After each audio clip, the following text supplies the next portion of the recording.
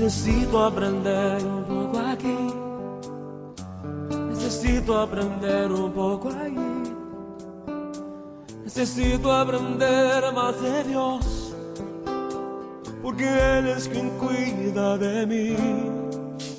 Si una puerta se cierra aquí, otras puertas se abren ahí. Necesito aprender más de Dios, porque Él es quien cuida de mí. Dios cuida de mí. Dios cuida de mí bajo la sombra de sus alas. Dios cuida de mí. Yo amo su casa y no ando solo, y no estoy solo porque Dios cuida de mí. Dios cuida de mí bajo la sombra de sus alas. Dios cuida de mí. Yo amo su casa y no ando solo, no estoy solo porque Dios cuida de mí. En mi vida no hay dirección, yo tomaré una decisión. Yo sé que existe alguien que me ama, mi mano Él sostendrá. Si una puerta se cierra aquí, otras puertas se abren ahí. Necesito aprender más de Dios, porque Él es quien cuida de mí. Dios cuida de mí. Oh, Dios cuida de mí bajo la sombra de sus alas. Dios cuida de mí. Yo amo su casa y no ando solo, no estoy solo porque Dios cuida de mí. Dios cuida de mí bajo la sombra de sus alas. Dios cuida de mí. Yo amo su casa y no ando solo, y no estoy solo porque Dios cuida de mí.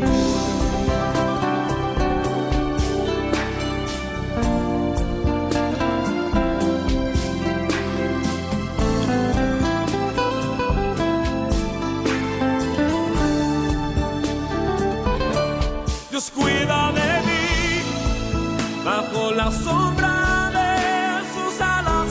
Dios cuida de mí.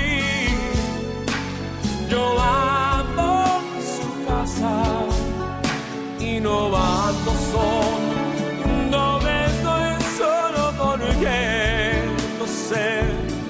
Dios cuida de mí. Dios cuida de mí bajo la sombra de sus alas. Dios cuida de mí.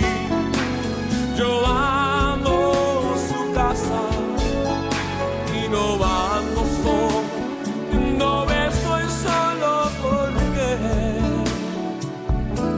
Dios cuida de mí. Yo sé, Dios cuida de mí.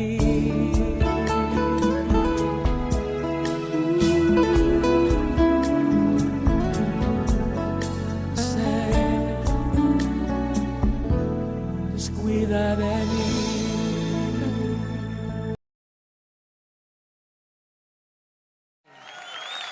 Tú eres el Rey, Señor.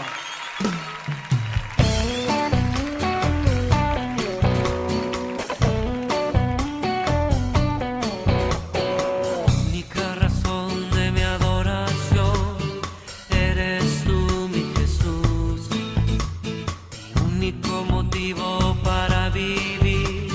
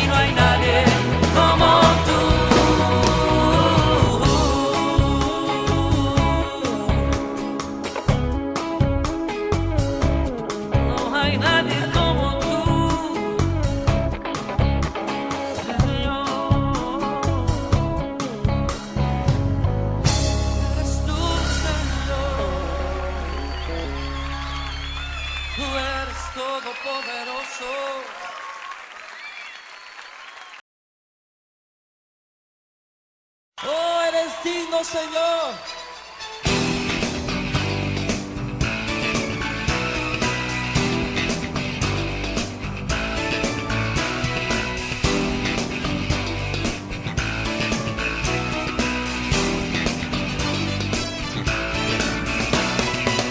Has aumentado, oh Dios, tus maravillas, enumerarlas no puedo. Si yo anunciaré y hablaré de ellas, no hay tiempo para terminar. Has aumentado, oh Dios, tus maravillas, ya no puedo contarlas. Misericordia me das día tras día, tu canto en mi boca estará. Grandes son tus obras, poderío y majestad. Tuyo es todo imperio, toda gloria y potestad. Grande es tu dominio, el universo lleno está de tu poder. Grande eres, grandes son tus obras, poderío y majestad. Tuyo es todo imperio, toda gloria y potestad. Grande es tu dominio, el universo lleno está de tu poder. Grande eres tú.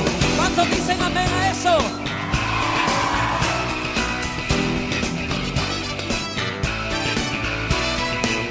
Has aumentado, oh Dios, tus maravillas, enumerarlas no puedo. Si yo anunciaré y hablaré de ellas, no hay tiempo para terminar. Has aumentado, oh Dios, tus maravillas, y ya no puedo contarlas. Misericordia me das día tras día, tu canto en mi boca estará. Grandes son tus obras, poderío y majestad. Tuyo es todo imperio, toda gloria y potestad. Grande es tu dominio, el universo lleno está de tu poder. Grande eres, grandes son tus obras, poderío y majestad. Tuyo es todo imperio, toda gloria y potestad. Grande es tu dominio, el universo lleno está de tu poder. Grande eres, grandes son tus obras, poderío y majestad. Tuyo es todo imperio, toda gloria y potestad. Grande es tu dominio, el universo lleno está de tu poder. Grande eres, grandes son tus obras, todo imperio. Grande es tu dominio, el universo lleno está de tu poder. Grande eres tú. Tuyo es todo imperio, toda gloria y potestad. Grande es tu dominio, el universo lleno está de tu poder. Grande, todo imperio y potestad. Lleno está de tu poder. Grande eres tú.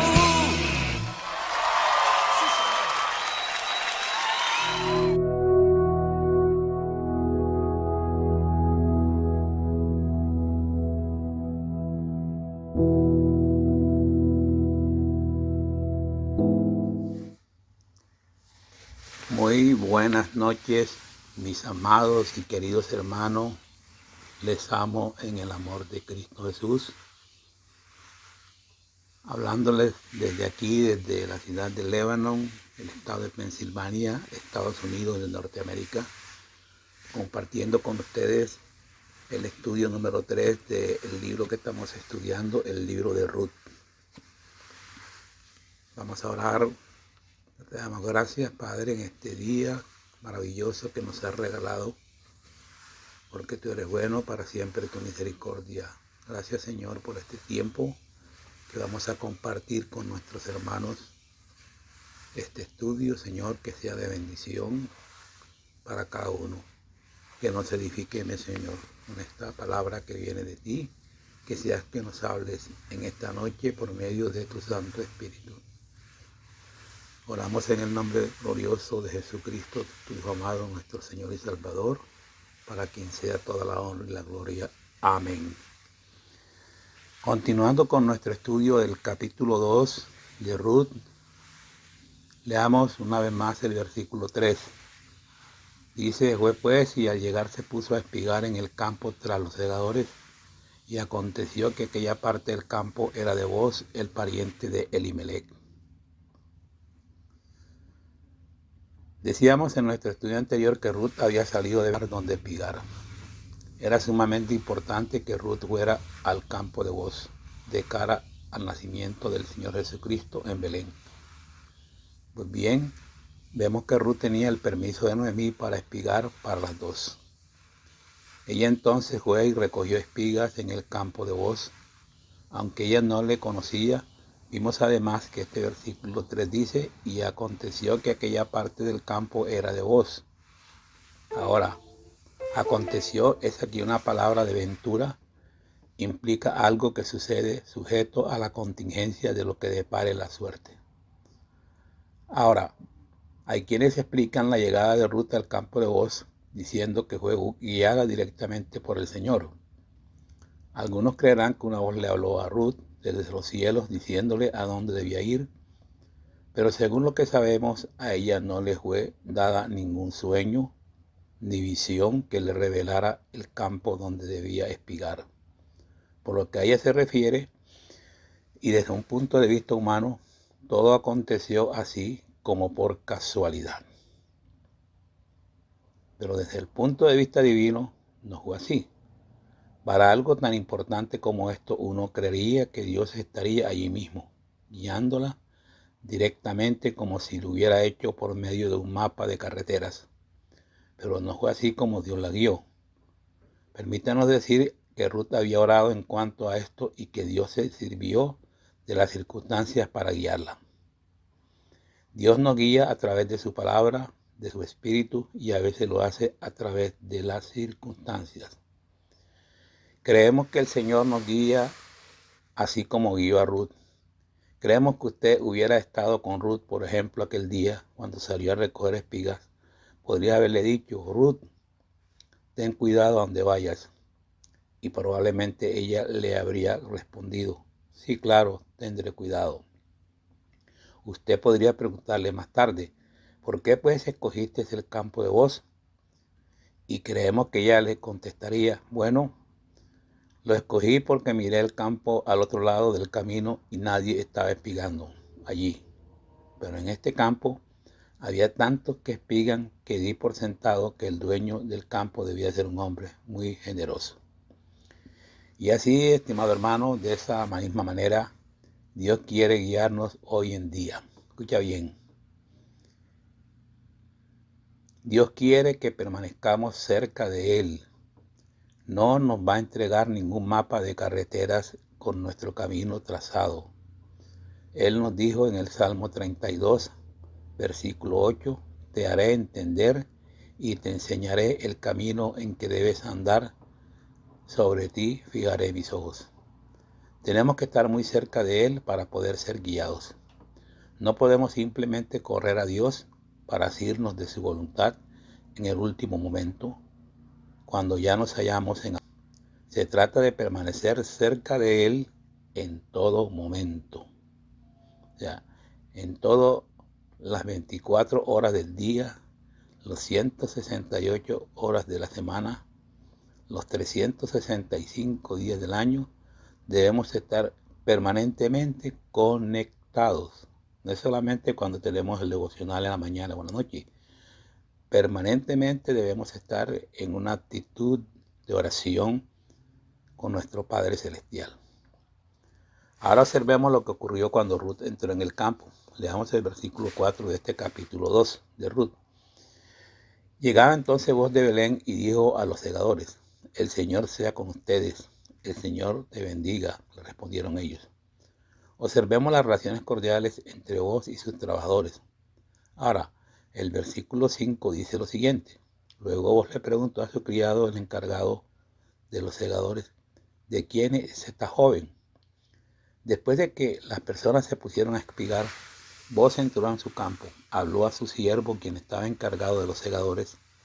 Había pobres, extranjeros, que espigaban en su campo, y se fijó en que había muchos. Luego de repente vio a Ruth. Boaz quiso saber de quién era ella. Creemos que Boaz era el soltero más aceptable en todo Belén. Pues bien, para Boaz este es un caso de amor a primera vista. Y así fue que en aquellos campos se inició un romance. Leamos ahora el versículo 6. El criado encargado de los segadores respondió: es la joven moabita que volvió con Noemí de los campos de Moab. Puede quizás surgir la pregunta, ¿por qué no conoció Boaz antes a Ruth? La contestación se halla en el hecho de que sin duda él había estado fuera luchando en una de las innumerables guerras que se libraban durante el tiempo de los jueces. Era un hombre de guerra, era un hombre rico, un hombre seguidor de la ley, y probablemente era uno de los hombres más prominentes en todo Belén y uno de los solteros más aceptables. Ahora, se había enamorado de la joven Ruth. Continuamos con el versículo 7 de este capítulo 2 de Ruth, donde el criado continuó hablándole a Boaz en cuanto a Ruth y le dijo: me ha dicho, te ruego que me dejes espigar y recoger los segadores entre las gavillas. Entró pues y ha estado trabajando desde la mañana hasta ahora sin descansar ni un solo momento. El siervo encargado de los segadores, creyendo quizá que Boaz no comprendía, le explicó cómo había llegado Ruth a su campo. Ahora el versículo 8 dice: entonces Boaz dijo a Ruth: oye, hija mía, no te vayas, ni recojas espigas en otro campo, te quedarás aquí junto a mis criadas. Boaz le dijo a Ruth: yo quiero que espigues en este campo. No quiso que ella fuera a otra parte para espigar. Evidentemente ya estaba comenzando a mostrar interés en ella. Continuamos con el versículo 9 de este capítulo 2 de Ruth. Mira bien el campo que siguen y síguelas, pues he mandado a los criados que no te molesten. Y cuando tengas sed, ve a las vasijas y bebe del agua que sacan los criados. Boaz extendió su protección sobre ella. Le dijo que estaría completamente protegida en su campo. No podemos imaginarnos los insultos que, siendo ella moabita, podría haber recibido en aquel entonces. Era una extranjera, podría haber sido insultada apenas entrara en el campo, porque había muchas maneras de ser ofendida. Ahora Boaz lo arregló todo a fin de que nadie la insultara ni abusara de ella. Leamos el versículo 10. Entonces ella, bajando su rostro, se postró en tierra y le dijo: ¿por qué he hallado gracia a tus ojos para que me favorezcas siendo yo extranjera? ¿Por qué he hallado gracia en tus ojos? Creemos que esta es una pregunta sincera por parte de Ruth, pero Ruth hizo esta pregunta a Boaz porque Noemí la había instruido y preparado para lo peor. Le había recordado a Ruth que ella era moabita y que los israelitas no le harían mucho caso. Eso quería decir que probablemente permanecería viuda todos los días restantes de su vida, sería rechazada. Y Ruth aceptó y creyó lo que Noemí le había contado. Es por eso que se quedó tan sorprendida cuando espigó por primera vez en un campo cuyo dueño era probablemente el soltero más observado del pueblo. Este salió y se enamoró de ella a primera vista e inmediatamente comenzó a cuidarla. Y ella quedó tan admirada de su interés que le preguntó: ¿por qué te has fijado en mí y eres tan amable conmigo? Este libro de Ruth nos revela algo interesante, porque constituye uno de los casos del Antiguo Testamento en el que las barreras raciales se rompieron y Dios amó y se preocupó por aquellos que llevaban sobre ellos el estigma del juicio. Ahora, es posible contestar la pregunta de Ruth porque ella era atractiva, maravillosa, tenía todo el encanto que un hombre podría desear en una mujer y en una esposa. Pero, ¿sabe usted que no me es posible contestar mi propia pregunta. ¿Por qué he hallado yo gracia en los ojos de Dios? ¿Por qué no hay nada en mí, estimado hermano, que merezca la gracia de Dios? Fue cuando éramos impíos, huyendo de Dios, en rebelión contra Dios, pecadores, débiles, que Cristo murió por nosotros, como nos dijo el apóstol Pablo en su carta a los Romanos, capítulo 5, versículo 6. ¿Por qué murió Cristo? Porque nos amó.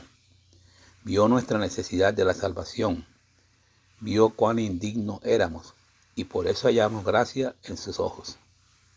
Continuamos ahora con el versículo 11 de este capítulo 2 de Ruth. Vos le respondió: he sabido todo lo que has hecho con tu suegra después de la muerte de tu marido, y cómo has dejado a tu padre y a tu madre y la tierra donde naciste para venir a un pueblo que no conocías. Aunque vos nunca antes había conocido a Ruth, había oído hablar de ella.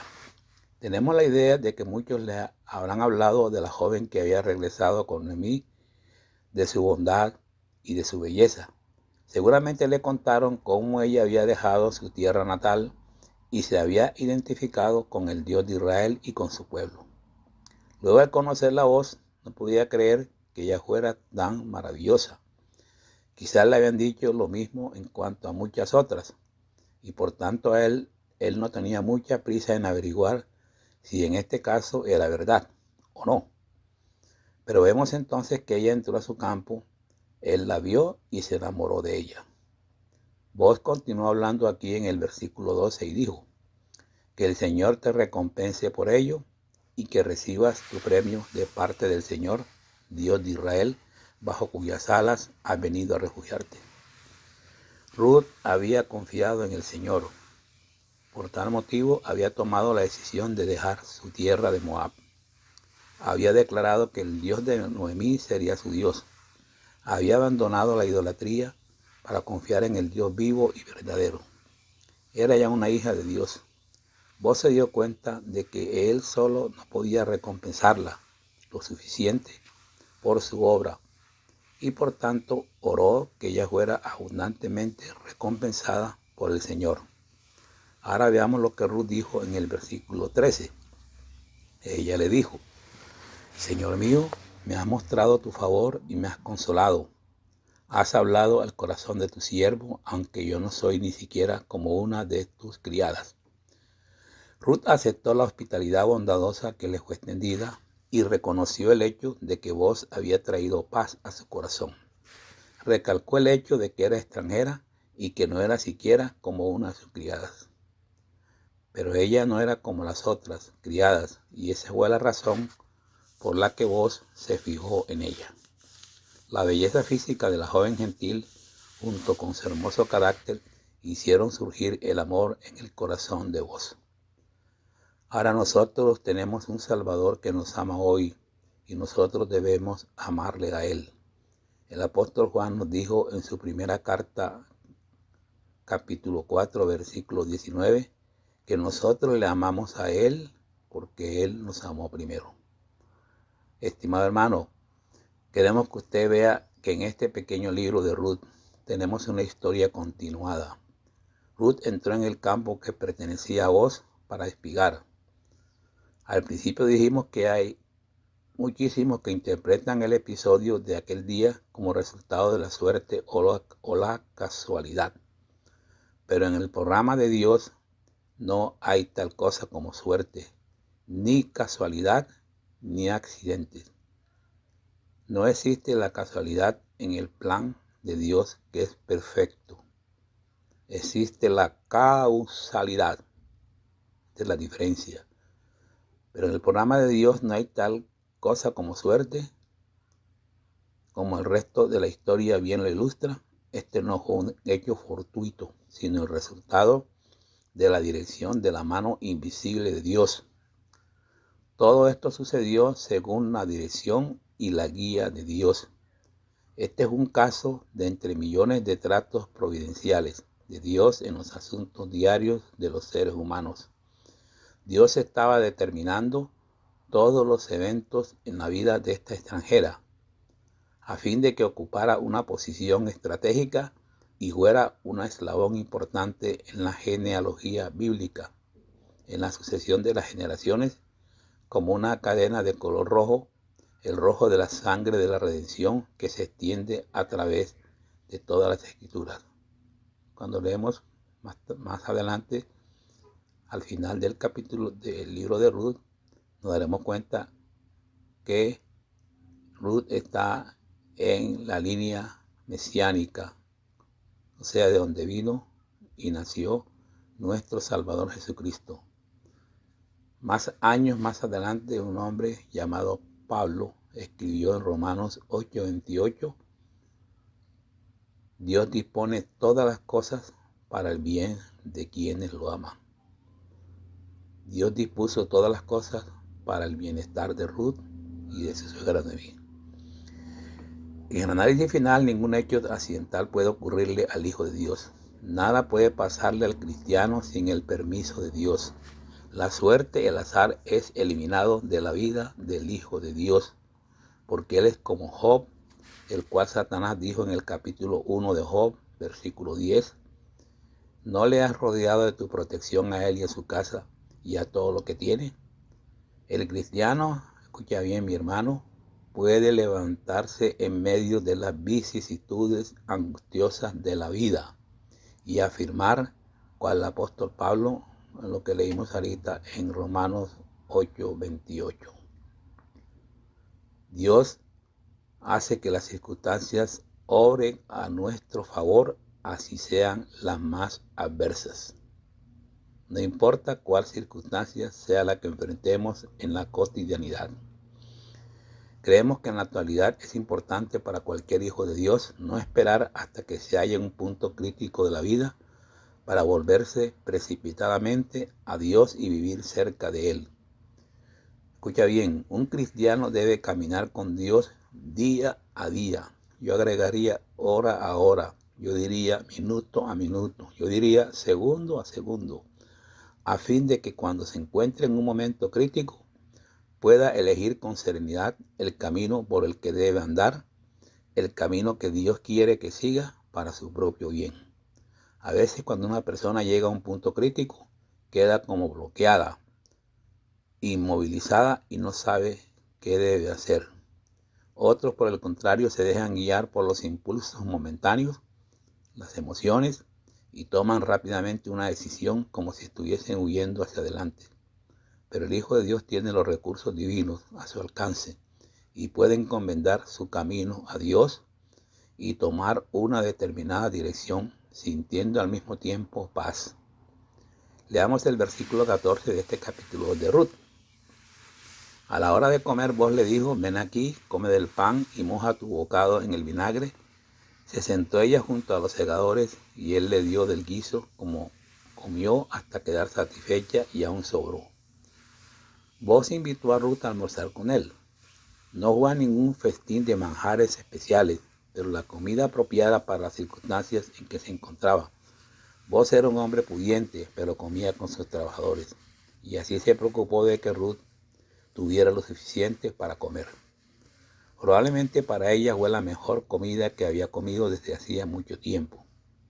Leamos ahora los versículos 15 y 16 de este capítulo 2 de Ruth. Cuando se levantó para seguir espigando, Boaz ordenó a sus criados que recojan también espigas entre las gavillas y no la avergüencen.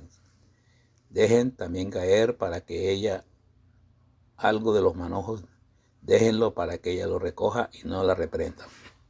Los pobres que espigaban en el campo estarían más que dispuestos a situarse donde el grano fuese mejor, y podemos comprender que el dueño del campo tenía que mantenerla por detrás y a cierta distancia de sus propios segadores.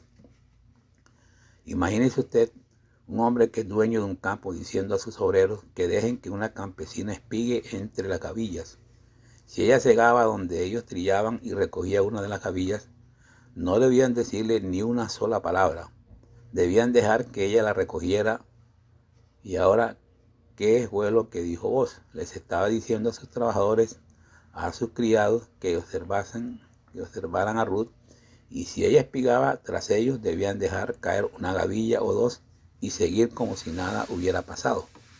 Debían asegurarse de que ella la recogiera.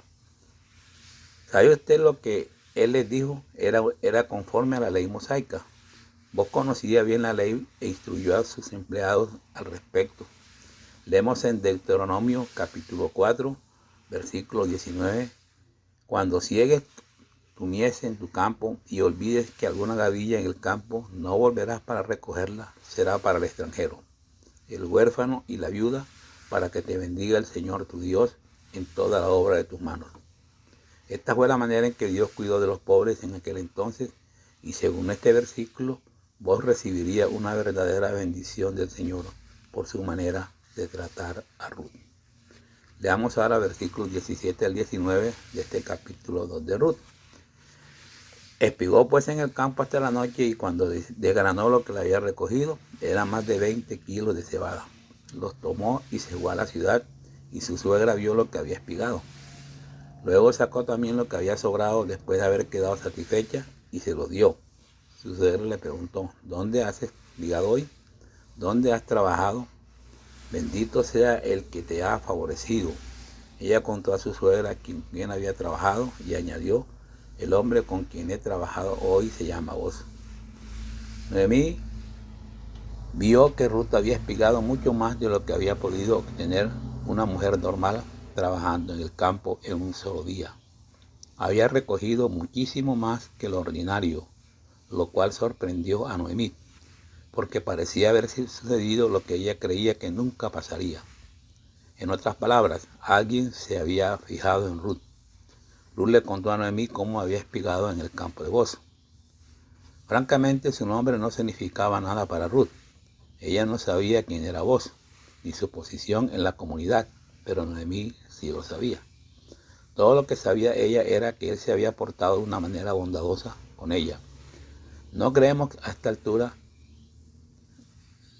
altura tuviera idea de que Boaz se había enamorado de ella.